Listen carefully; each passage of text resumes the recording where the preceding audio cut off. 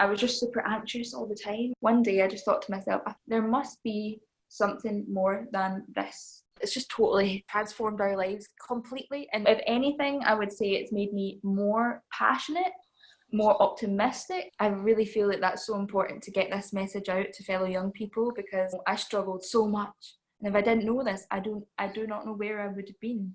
Even when I was a little girl, quite anxious and depressed, thinking of horrible things a lot of the time. I didn't know that I had a choice. I ended up kind of developing OCD and tendencies, so I would do like little rituals and stuff to try and make myself feel better, dieting, all that stuff. But when I became a teenager, I really had a hard time. I ended up developing social anxiety really, really badly, going through a hypomanic episode, which is where you get really hyper, and then you end up getting really low afterwards, and I ended up reclusing and not really speaking to many people. And one day I just thought to myself, there must be something more than this.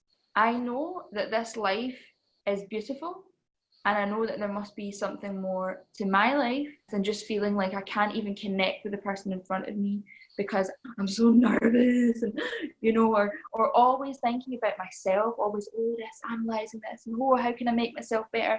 How can I feel better? The funny thing was, about a week after that, maybe less, my mum actually said to me, Iona, I met this woman at a coffee morning, and she told me that she used to have alcohol addiction, and she used to have extreme anxiety, and she used to have bulimia and other things like that. And she's found this thing, and it's really helped her. My ears just pricked up. My ears were just like, oh, that sounds good. I'd like a bit of that. She doesn't have these issues anymore. She's not an alcoholic. She's not bulimic, and she seems to be happy. On the actual day, I was hesitating. My anxiety was like, no, don't go. And my OCD was like, oh, something bad will happen if you go, if you can't go. But something in me just had that courage, and I walked all the way. She told me a bit about how my mind works and how life really works. At first, I was like, this seems a bit like a riddle. Like, I don't quite understand what you're saying, but I do feel like what you're saying, you're onto something. And on my way home, I was walking home through the park, and honestly, I had just such a beautiful feeling. Before that, I was usually in my head, but on that walk home, I just had this sort of feeling of hope and new life, and I was like, wow, this is amazing. There's something really powerful, and I knew that I had a thread that I could hold on to, and that thread I could just keep on holding on to, and pulling and learning more and more and more. And that's what I did. This is not just about coping.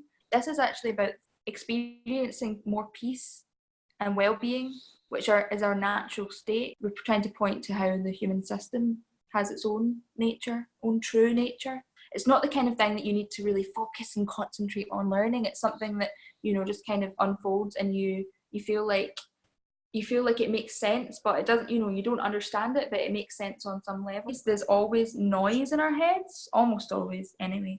Noise. I used to listen to that, and I used to think, well, I thought that, so I better do that. Or, I would have like a little thought, oh, you can't do that, or you need to do this. And then I'd think, oh, I have to do that now. That's partly what OCD is. You're just following thoughts that just don't feel nice, or just hurting you. But there's always, always something beneath that thought that knows whether it's good to listen to or not. It's always giving you guidance.